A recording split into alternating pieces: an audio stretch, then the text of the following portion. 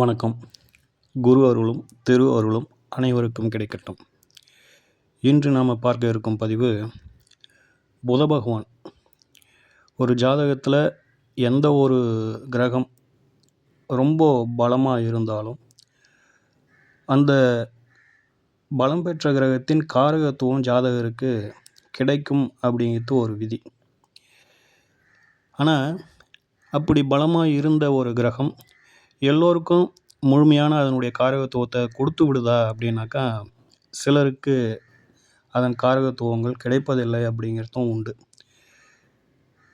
அப்படி ஒரு ஜாதகத்தில் புத பகவான் உச்சம் பெற்று இருந்தும் அந்த ஜாதகத்துக்கு கல்வி சிறப்பு இல்லாமல் போயிடுச்சு. ஏன் கல்வி சிறப்பு இல்லாமல் போச்சு அப்படிங்கிறத ஒரு ஜாதகத்தை கொண்டு நாம் உங்களுக்கு விளக்கம் தர இருக்கின்றோம். சரிங்களா? அதனால் இந்த பதிவை பொறுத்தவரையிலும் முழுமையாக கேளுங்க. அப்போ தான் ஜோதிட மாணவர்களாக இருந்தாக உங்களுக்கு நிறைய விதிகள் இந்த பதிவில் உங்களுக்கு கிடைக்கும்.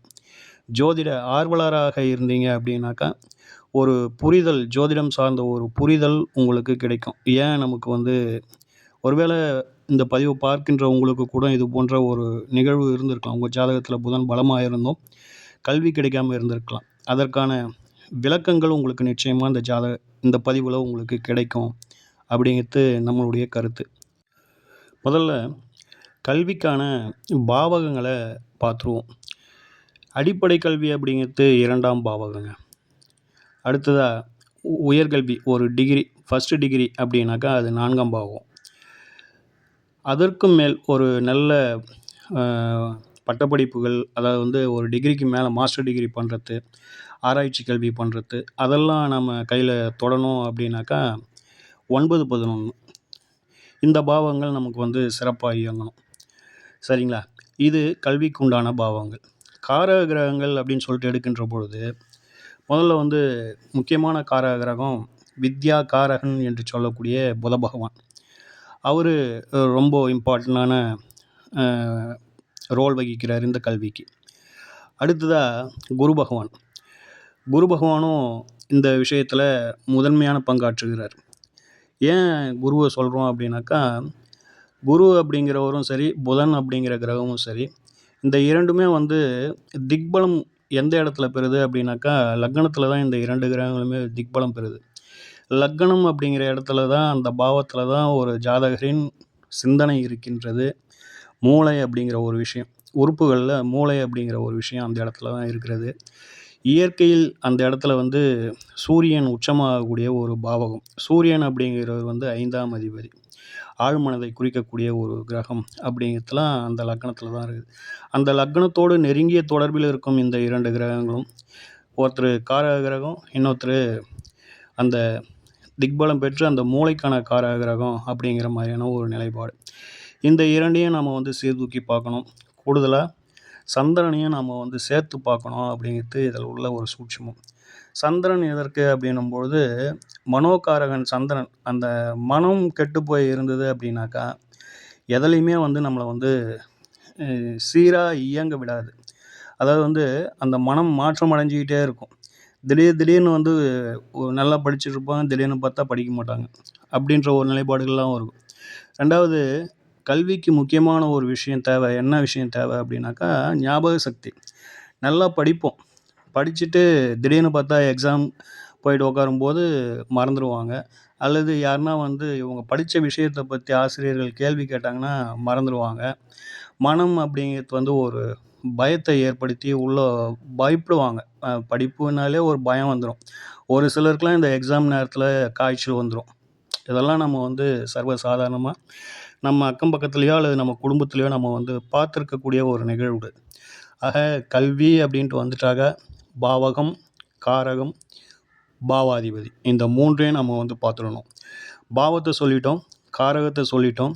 பாவாதிபதியை பொறுத்த வரைக்கும் ஒவ்வொரு லக்னத்திற்கும் இது மாறிக்கிட்டே இருக்கும். உதாரணமாக மேஷ லக்னம் அப்படின்னு சொல்லும்பொழுது 2ஆம் இடம் அப்படிங்கிறது ரிஷபமாக வரும். சுக்கிர பகவான் அது அதிபதியாக வருவார். சரிங்களா? ஆனால் இதுவே ஒரு மிதுன லக்னம்னு எடுத்துக்கிட்டோம்னா 2ஆம் பாவத்தின் அதிபதியாக சந்திர பகவான் வருவார். அப்போது பாவ அதிபதி அப்படிங்கிறது ஒவ்வொரு ஜாதகத்துக்கும் மாறும் அப்படிங்கிறத நீங்கள் மனசில் பதிய வச்சுக்கிங்க. பாவம் மாறாது, பாவாதிபதி மாறுவார் அப்படிங்கிறத பார்த்துக்கங்க. சரிங்களா? ஸோ இப்போது ஓரளவுக்கு வந்து உங்களுக்கு வந்து தெளிவாக புரிஞ்சிருக்கும் இதுவரை சொன்னது. அப்படி இல்லை அப்படின்னாக்கா திரும்பவும் ஒரு முறை கேட்டுங்க. இல்லை அப்படின்னாக்கா சொன்னதை நோட்ஸ் எழுதி வச்சுக்கிங்க. சரிங்களா? இப்போது உதாரண ஜாதகத்துக்கு வந்துடுவோம். இப்போ நாம் இன்று பார்க்க இருக்கும் இந்த ஜாதகம் ஒரு பெண்மணியின் ஜாதகம். சரிங்களா? இந்த ஜாதகத்தை போட்டு கல்விக்கான விஷயத்தை நான் உங்களுக்கு விளக்கம் கொடுத்துட்றேன். இந்த ஜாதகத்தில் கடைசியாக ஒரு கேள்வி கேட்குறேன். அந்த கேள்விக்கு உங்களால் ஆய்வு பண்ணி பதில் சொல்ல முடியுதா அப்படிங்கிறத முயற்சி பண்ணி பாருங்கள். இது உங்களுக்கு ஒரு புதிய அனுபவமாக இருக்கும் அப்படிங்கிறது நம்மளுடைய பரிந்துரை. சரிங்களா? இப்போது வாங்க ஜாதகத்தை பார்ப்போம். இந்த பெண்மணி பிறந்தது அப்படின்னும் பொழுது 25/8/1983, நேரம் 9:50 இரவு PM, மேஷ லக்னம், ரிஷபத்தில் ராகு, கடகத்தில் செவ்வாய், சிம்மத்தில் சுக்கிர பகவான் சூரிய பகவான், கன்னியில் புதன், துலாத்தில் சனீஸ்வர பகவான், விருச்சிகத்தில் குரு பகவான் கேது பகவான், மீனத்தில் சந்திர பகவான். இதுதான் கிரக நிலைகள். இந்த பெண்மணி பிறந்தது மீன ராசி, பூரட்டாதி நட்சத்திரம் 4ஆம் பாதம். ஆக மீனராசி பூரட்டாதி நட்சத்திரம். சரிங்களா? பிறக்கும்போது இருந்த திசை அப்படின்னும்போது குரு பகவான் திசை 2 வருஷம் 10 மாதம் இருந்திருக்குது. தோராயமாக நம்ம வந்து இதை ஒரு ரவுண்டாக 3 வருஷம் கணக்கில் வச்சுக்குவோம். சரிங்களா? ரைட். இப்போது கிரகநிலைகளை சொல்லியாச்சு. முதல்ல வந்து நாம் சொன்ன பாவங்களை முதல்ல வந்து இந்த ஜாதகத்தில் நம்மளுடைய ரூல்ஸை அப்ளை பண்ணுவோம். அதாவது நம்ம என்ன சொல்லியிருந்தோம் அப்படின்னாக்கா, பாவகம் 2ஆம் பாவமும் முக்கியத்துவம் பெறுது. அப்போது அந்த 2ஆம் பாவத்தில் பாவகிரகங்களிலிருந்து கெடுத்து விடக்கூடாது. பாவகத்தை கெடுத்துடுச்சு அப்படின்னா பாவகம் பலவீனப்பட்டு போயிடும். அப்போ பாவகம் பலவீனப்படுகின்ற பொழுது அந்த பாவகத்தில் உள்ள காரகத்துவங்களும் வந்து நிச்சயமாக வந்து பாதிப்படையும் அப்படின்றது நம்ம மறந்துடக்கூடாது. அந்த வகையில் இது மேஷ லக்னம். மேஷ லக்னத்திற்கு 2ஆம் இடத்துல ராகு அப்படிங்கிற ஒரு பிரிவினை கிரகம் அமர்ந்திருக்குது. ஆக இந்த ஜாதகத்தை பொறுத்தவரையிலும் 2ஆம் இடம் அப்படிங்கிற குடும்பம் அப்படிங்கிறது இந்த பெண்மகளுக்கு ஒரு சிலருக்குலாம் பார்த்தோம்னா குடும்பம் சப்போர்ட் பண்ணாதுங்க. கல்வியை பொறுத்தவரையிலும் ஒரு சிலருக்கு வந்து குடும்பம், அந்த குடும்பத்தில் நல்ல சப்போர்ட் இருக்கும். அப்பா, அம்மா, அண்ணன் அப்படின்னு சொல்லிட்டு யாருன்னா ஒருத்தவங்க வந்து படிக்கிறதுக்கு நல்ல சப்போர்ட்டிவாக அவங்களுக்கு ஒரு உற்சாகத்தை கொடுத்துக்கிட்டே இருப்பாங்க.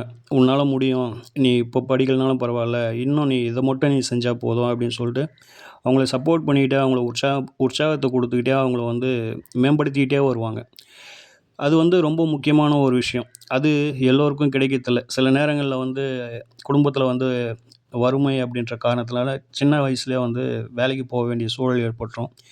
ஒரு சிலருக்கு வந்து நீ படிக்க தேவையில்ல, படிக்கலைனாலும் ஒன்றும் பெரிய நஷ்டமாயிடாது, நம்மக்கிட்ட பொருளாதாரம் இல்லை அப்படிங்கிற மாதிரியான சில நிலைப்பாடுகள் ஏற்பட்டு படிக்க முடியாத போயிடும். இப்படி குடும்ப சப்போர்ட் இல்லைனாலும் ஒரு சிலருக்கு வந்து படிப்பு சங்கடத்தை கொடுத்துரும். ஒரு சிலருக்கு வந்து சுத்தமாக வந்து அதில் வந்து ஒரு நாட்டம் இருக்காது. அல்லது ஒரு சிலருக்கு வந்து அந்த சூழல், அந்த குடும்ப சூழல் சிறப்பாக இருக்காது அப்படிங்கிற மாதிரியான ஒரு நிலைப்பாடுகள். ஆக இந்த ஜாதகத்தை பொறுத்தவரையிலும் 2ஆம் பாவகம் அப்படிங்கிறது வந்து பலவீனப்பட்டது. ராகு என்ற ஒரு பிரிவினை கிரகம் இருக்குது அப்படிங்கிறத ஒரு சைடில் எழுதி வச்சிங்க. ஆக பாவகம் பலவீனம் அப்படிங்கிறத பார்த்துக்கோங்க. அடுத்ததாக பாவாதிபதிக்கு வந்துடுவோம். பாவாதிபதியை பொறுத்தவரையிலும் சுக்கிர பகவான் இங்கே வந்து 5ஆம் இடத்துல இருக்கிறாரு. அது வந்து ஒரு நல்ல விஷயந்தான். 5ஆம் இடத்துல இருக்கிறது ஒரு நல்ல விஷயந்தான். அது ஒன்றும் தப்பு இல்லை.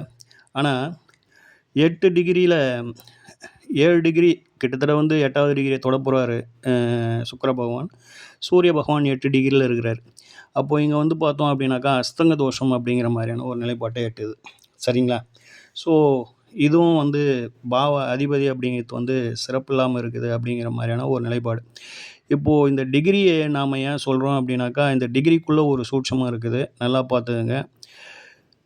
சூரியனுக்கு பின்னால் சுக்கிரன் இருக்கிறார் அப்படிங்கிறத நீங்கள் மைண்டில் வச்சிங்க. சிம்ம ராசியில் முதல்ல வந்து சுக்கிரன் இருக்கிறார். அதாவது வந்து மகம் 3ஆம் பாதம் தான். 2 பேருமே மகம் 3ஆம் பாதம் தான். சூரியனும் சுக்கிரனும் 2 பேர் ஒரே பாதத்தில் தான் இருக்கிறாங்க. ஆனால் டிகிரி வயசில் நாம் பிரிக்கின்ற பொழுது முதல்ல வந்து 7 அப்படிங்கிற இடத்துல வந்து சுக்கிரன் இருக்கிறாப்புல. அதுக்கப்புறம் 8வது டிகிரியில தான் வந்து சூரியன் இருக்கிறாப்புல. ஆக சுக்கிரனை கடந்த சூரியன் அப்படிங்கிறத நீங்க வந்து மனசுல பதிய வச்சுக்கிங்க. அதில வந்து ஒரு சின்ன விஷயம் இருக்குது. சரிங்களா? அடுத்ததா இப்போ வந்து அஸ்தங்கம் அப்படிங்கிற ஒரு நிலைப்பாட்டோட நீங்க வந்து இத வந்து நிறுத்திக்கோங்க. பலவீனப்பட்டு இருக்குது அப்படிங்கிற ஒரு நிலைப்பாட்டோட நீங்க வந்து பார்த்துக்கோங்க. அடுத்ததா நாம வந்து காரக கிரகத்துக்கு வந்துருவோம். புத பகவான். புத பகவான் இந்த லக்னத்தில உச்சங்க. புதன் உச்சம் தானே, இப்போ டாப்பிக்கே அதுதான். புதன் உச்சம் தானே, அப்படி இருந்தும் ஏன் நமக்கு வந்து இந்த ஜாதகத்துக்கு கல்வி கிடைக்கல அப்படிங்கிறத தான் நம்ம வந்து ஆய்வு பண்ணிகிட்ருக்கோம். சரிங்களா? புதன் உச்சந்தாங்க. உண்மையிலே வந்து புதன் உச்சந்தான். இதில் ஒரு 2 நிலைப்பாடுகள் இருக்கிறது புதனை பொறுத்தவரையிலும். புதன் எல்லோருக்கும் ஒரு ஃபேவரேட்டான ஒரு கிரகம் தான் அப்படின்னாலும், அவர் வந்து சில லக்னங்களுக்கு ஒரு சங்கடத்தை கொடுக்கும் அமைப்பில் வந்துடுவார். அந்த சில லக்னங்களில் மேஷ லக்னமும் ஒன்று. மேஷ லக்னத்துக்கு புதன் அப்படிங்கிறவர் வந்து ஒரு ஃபேவரான கிரகம் இல்லை. அப்படி ஃபேவராக இல்லாத பட்சத்தில் அது வந்து ஒரு நல்ல இடத்துல நல்ல கிரகங்களின் தொடர்பில் இருப்பது மிக மிக சிறப்பு அப்படிங்கிறத நம்ம வந்து பார்த்துக்கணும். அந்த வகையில் பார்க்கும்போது புதனை பொறுத்தவரையிலும் இந்த ஜாதகத்தில் தனித்து இருக்கிறாரு. தனித்து இருந்து 6ஆம் இடத்துல இருக்கிறார். 6ஆம் இடம் என்பதே கடன், நோய், எதிரி, சத்ரு இப்படி சொல்லக்கூடிய உழைப்புக்கு பேர் போகக்கூடிய ஒரு இடம். உத்தியோகம் அப்படிங்கிறது தான் இதில் இருக்கிற ஒரு நிலைப்பாடு. சரிங்களா? ஆக 6ஆம் இடத்துல இருக்கிற இந்த புதன் யாரோட சாரத்தில் இருக்கிறார் அப்படின்னு பார்த்தோம்னா, சூரியனோட சாரத்தில் இருக்கிறார். சூரியன் உத்திரம் 3ஆம் பாவத்தில் இருக்கிறாருங்க. நல்லா பார்த்துங்க. உத்திரம் 3ஆம் பாவத்தில் இருக்கிறார். இப்போது இது வந்து நல்ல விஷயம் தான். 5ஆம் அதிபதியின் சாரத்தில் இருக்குது அப்படின்னும்போது இது நல்ல விஷயந்தான். அப்படின்னாலும் இதில் சங்கடம் தரும் அமைப்பு என்ன அப்படின்னாக்கா, இந்த புதனை பொறுத்தவரையிலும் பாபகத்திரி தோஷத்தில் மாட்டியிருக்குது அப்படிங்கிறத நம்ம வந்து இங்கே பார்த்துக்கணும். புதன் உச்சம் பெற்று இருக்குது, 6ஆம் இடத்துல இருக்குது அப்படின்னாலும் இந்த புதன் அப்படிங்கிறது பாபகத்திரி தோஷத்தில் இருக்குது அப்படிங்கிறத பாருங்கள். சூரியன் 8 அதுக்கு தான் நம்ம வந்து டிகிரியை சொல்லியிருந்தோம். சூரியன் இவருக்கு பின்னாடி சிம்மத்தில் முதல்ல இருக்கிறது சூரியன். சூரியனை தாண்டி தான் புதன் வந்திருக்கிறாரு. அந்த புதன் அடுத்து தொடப்போது உச்சம் பெற்ற ஒரு கிரகமான சனீஸ்வர பகவான். சனீஸ்வர பகவான் இந்த லக்னத்துக்கு பாதகாதிபதி அப்படிங்கிறத நம்ம மறந்துடக்கூடாது. ஆக 2 பாவகிரகங்களுக்கு மத்தியில் இந்த புதன் அப்படிங்கிற காரக கிரகம் மாட்டிக்கிச்சு அப்படிங்கிறது ஒரு நிலைப்பாடு. சரிங்களா?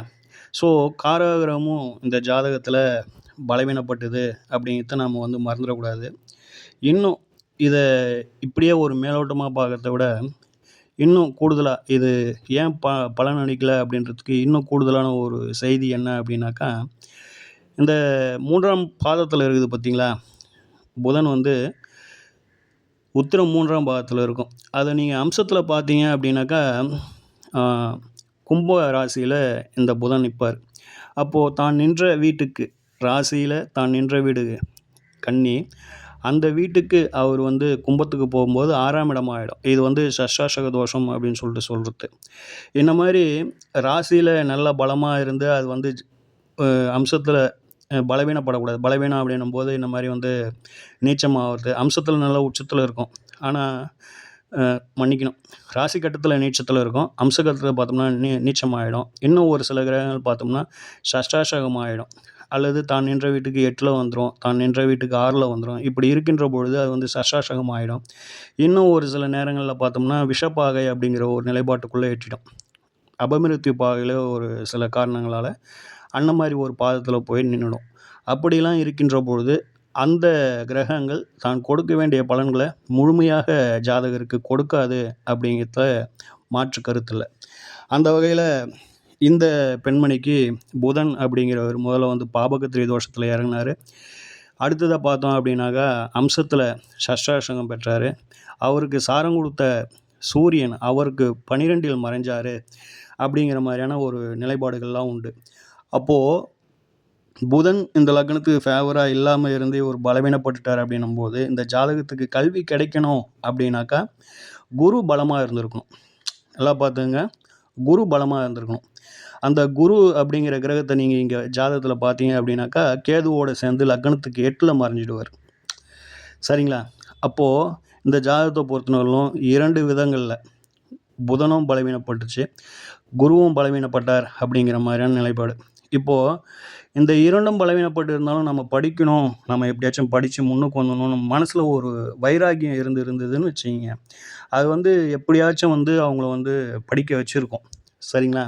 அப்போது அந்த மனம் அப்படிங்கிறதுக்கு காரகிரகமா இருக்கிறது சந்திரன். அந்த சந்திரனுடைய நிலையை நம்ம வந்து இங்கே வந்து பார்க்கணும். அந்த சந்திரன் 4ஆம் அதிபதியாகவும் ஆகிறாரு.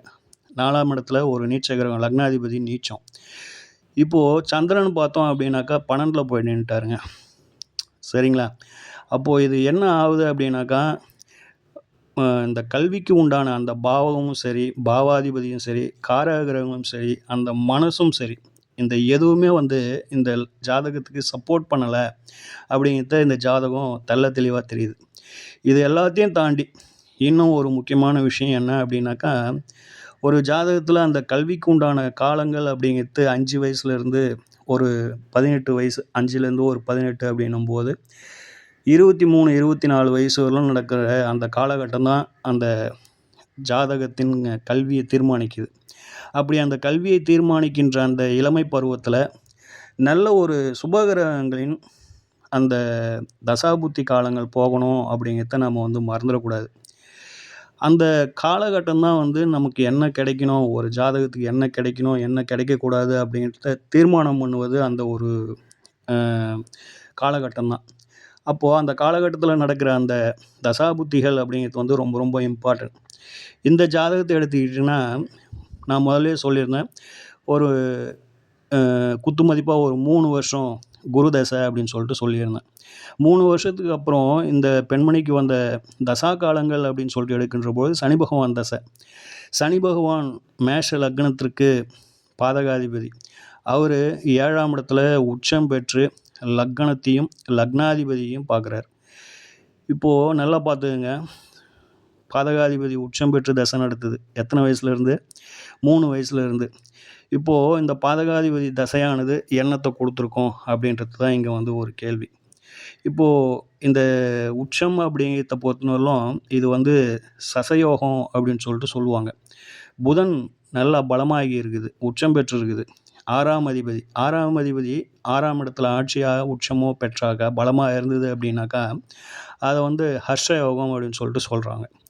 ஆக 2 யோகங்கள் நல்ல ஒரு பஞ்சமகா புருஷ யோகம் ஒன்று இருக்குது. அடுத்தது வந்து ஒரு ஹர்ஷ யோகம் இந்த ஜாதகத்தில் இருக்குது. இருந்தும் என்ன மாதிரியான ஒரு நிலைப்பாட்டில் இந்த பெண்மணி இருப்பாங்க அப்படிங்கிறத உங்களுக்கு புரிதல் இருந்தது அப்படின்னாக்கா எனக்கு வந்து பதிவு பண்ணுங்கள். அதாவது வந்து என்ன மாதிரி வேலை செஞ்சுருப்பாங்க, இவங்களுக்கு வந்து ஹர்ஷயோகம் அப்படிங்கிற 6ஆம் அதிபதி நல்லா பலமாக இருக்குதுல்ல, அதனால் வந்து என்ன மாதிரி வேலை செய்வாங்க, என்ன மாதிரி அமைப்பில் இவங்க உயர்வாக இருப்பாங்க அப்படிங்கிறது எதனால் உங்களுக்கு தெரிஞ்சது அப்படின்னாக்கா நீங்கள் சொல்லுங்கள். இப்போ நம்ம தசாபுத்தி அமைப்புக்குள்ளே வந்துடுவோம். இப்போது நல்ல பலமான இந்த சனி பகவானை பொறுத்தவரையிலும் இவருக்கு இந்த காலகட்டங்கள் சிறப்பாக சப்போர்ட் பண்ணல அப்படிங்கிறது தான் இதில் இருக்கிற ஒரு சூட்சமம். அதாவது வந்து இவங்கள வந்து 5, 6 வயசில் வந்து இவங்க வந்து பெற்றவங்கள வந்து பிரிஞ்சு இன்னொருத்தவங்ககிட்ட வளர்ந்த அமைப்பு அப்படிங்கிற மாதிரியான ஒரு நிலைப்பாடு. சரிங்களா? இன்னொரு உறவுக்கார வீட்டில் இந்த பெண்மணி வளர்ந்தாங்க அப்படிங்கிற மாதிரியான ஒரு நிலைப்பாடு. பிரிச்சிடுச்சு, பெற்றவங்களை விட்டு பிரிச்சிடுச்சு அப்படிங்கிறது ஒரு நிலைப்பாடு. ரைட். அடுத்ததாக ஏன் அந்த மாதிரிலாம் நடந்தது, ஏன் கல்வி உங்களுக்கு வந்து சிறப்பாக இல்லை அப்படின்னு பார்க்கின்ற பொழுது, தசாநாதருக்கு சாரம் கொடுத்த கிரகத்தை நம்ம வந்து முதல்ல பார்க்கணும். தசாநாதருக்கு சாரம் கொடுத்த கிரகம் சனீஸ்வர பகவான் அப்படின்னும்போது அவர் நின்ற நட்சத்திரம் சித்திரை 4ஆம் பாதங்க. அவருக்கு சாரம் கொடுத்தவர் செவ்வாய் இங்கே நீச்சம் அப்படிங்கிறத நம்ம மறந்துடக்கூடாது. ஆக இந்த 2 கிரகங்களுமே வந்து முதல்ல வந்து பகை கிரகங்கள். ஒருத்தர் இந்த லக்னத்திற்கு பாதகாதிபதி, இன்னொருத்தர் அட்டமாதிபதி. ஆக பாதகாதிபதி தசை அட்டமாதிபதி சாரத்தில் நின்று தசையை நடத்துகிறாரு, அவர் நீச்சமாக இருக்கிறார். புரியுதுங்களா? இப்போது இந்த கிரகம் லக்னத்தையும் பார்த்து செவ்வாயும் பார்க்குது, சனீஸ்வர பகவான். செவ்வாய் என்ன பண்ணுறாரு, நீச்சம் பெற்று தனது 4ஆம் பார்வையாக சனீஸ்வர பகவானை பார்க்குறாரு. இவங்க இருவரும் ஒருவருக்கொருவர் தங்களுக்குள் பார்வையை செலுத்துகிறாங்க. இந்த இருவரும் ஒருவருக்கு ஒருவர் சத்ரு அப்படிங்கிற மாதிரியான ஒரு நிலைப்பாடு, எதிரி தான். ஆக ஒரு எதிரியின் சாரத்தில் நின்று ஒரு பாதகாதிபதி தசையை நடத்துகிறார் அப்படின்னு நீங்கள் எடுத்துக்கலாம். பாதகாதிபதி அட்டமாதிபதி சாரத்தில் நின்று தசையை நடத்தினார் அப்படின்னும் நீங்கள் வந்து எடுத்துக்கலாம். பலம் பெற்றிருந்தோம் இவங்களுக்கு வந்து பெரிய அளவில் வந்து ஒரு ஸ்கோப் கிடைக்கல அப்படின்றதுக்கான ஒரு காரணம் இருக்குது. என்ன காரணம் அப்படின்னாக்கா, எப்பயுமே வந்து பலம் பெற்று இருந்தாலும் அந்த பலம் பெற்ற கிரகத்துக்கு 8ல் பாவர்கள் நிற்கக்கூடாதுங்க. அதை வந்து நம்ம வந்து முக்கியமாக வந்து கருத்தில் கவனிக்கணும். அப்படி பார்க்கின்ற போது இங்கே துலாத்தில் சனீஸ்வர பகவான் நின்று தசையை நடத்துகிறாரு, அவருக்கு 8ல் ராகு நின்னார். இது வந்து இருக்கத்திலே வந்து ஒரு மோசமான ஒரு நிலை அப்படிங்கிற மாதிரியான ஒரு நிலைப்பாடு. போதாத குறைக்கு சந்திரனுக்கு 8ல் நின்று, ராசிக்கு 8ல் நின்று உச்சம் பெற்று சனீஸ்வர பகவான் தசையை நடத்துகிறார். இதுவும் வந்து ரொம்ப ரொம்ப ஒரு சங்கடமான ஒரு நிலை. யாருக்குடா அப்படின்னாக்கா தாயாருக்கு. சரிங்களா? ஸோ இப்படிலாம் வந்து அந்த சின்ன இளம் வயதில் அந்த 3 வயசுலேருந்து இந்த சனீஸ்வர பகவான் பாதகாதிபதியும் அட்டமாதிபதியும் சேர்ந்து ஒரு காலங்களை கொடுத்து இந்த பெண்மணிக்கு கல்வி அப்படிங்கிறது சிறப்பில்லை அப்படிங்கிறத பார்த்துக்கோங்க. அடுத்தடுத்த காலங்களில் இவங்களுக்கு வந்து திருமணம் ஆகிடுது, குழந்தைகள் இருக்கிறாங்க அப்படிங்கிறதுலாம் அதெல்லாம் நல்லாவே இருக்குது. இப்போ என்னுடைய கேள்வி என்ன அப்படின்னாக்கா, இந்த பெண்மளுக்கு 2 யோகங்கள் இருக்குது இந்த ஜாதகத்தில். இந்த 2 யோகங்கள் இவங்களுக்கு என்ன செஞ்சுருக்கும் அப்படின்றத சொல்லுங்கள். சரிங்களா? அது வந்து என்ன வேலை செய்வாங்க, இவங்களுக்கு என்ன வருமானம் வரும், என்ன மாதிரியான ஒரு நிலைப்பாட்டில் இவங்க இருப்பாங்க அப்படிங்கிறது உங்களுக்கு நீங்கள் ஆய்வு பண்ணி பாருங்க. ஆய்வு பண்ணதில் உங்களுக்கு ஏதேனும் கருத்துக்கள் தெரிஞ்சிருந்தால், உங்களுக்கு விருப்பம் இருந்தால் பதிவு பண்ணுங்கள். கமெண்ட் பாக்ஸில் பதிவு பண்ணுங்கள். அது சரியாக இருந்தால் சரி அப்படின்னும், தவறாக இருந்தால் தவறுனும் நாம் பதில் தருகின்றோம். சரிங்களா? ஆக இந்த பதிவு பொறுத்தவரையிலும் ஒரு ஜோதிட ஆர்வலர்களுக்காக இருந்தாலும் சரி, அல்லது ஜோதிட மாணவர்களாக இருந்தாலும் சரி, அல்லது ஜோதிடம் தெரிந்த அன்பர்களாக இருந்தாலும் சரி, என்ன மாதிரி ஒரு நிலைப்பாட்டில் உள்ளவங்க இந்த பதிவை பார்த்தாலும் அனைவருக்கும் இந்த பதிவு ஒரு பயனுள்ள பதிவாக இருந்திருக்கும் அப்படிங்கிறதுல மாற்று கருத்து இல்லைங்க. சரிங்களா? ஸோ இந்த பதிவு உங்களுக்கு பிடித்திருந்தால் லைக் பண்ணுங்கள், உங்கள் நண்பர்களுக்கு ஷேர் பண்ணுங்கள். ரொம்ப பிடிச்சிருந்தது அப்படின்னாக்கா சேனலை சப்ஸ்கிரைப் பண்ண மறந்துடாதீங்க. ஓம் ஸ்ரீ ராஜகணபதி ஐயா அவர்களின் அருளோடும், ஓம் ஸ்ரீ லோபாமுத்திரை சமேத ஸ்ரீ அகத்தியர் ஐயா அவர்களின் ஆசியோடும் அனைவருக்கும் வாழ்வில் நலமும் வளமும் கிடைக்கப்பெற்று ஆனந்தமும் மகிழ்ச்சியும் என்றென்றும் நிலைத்திருக்கட்டும். வாழ்க வளமுடன், வாழ்க பல்லாண்டு. நன்றிகள், வணக்கம்.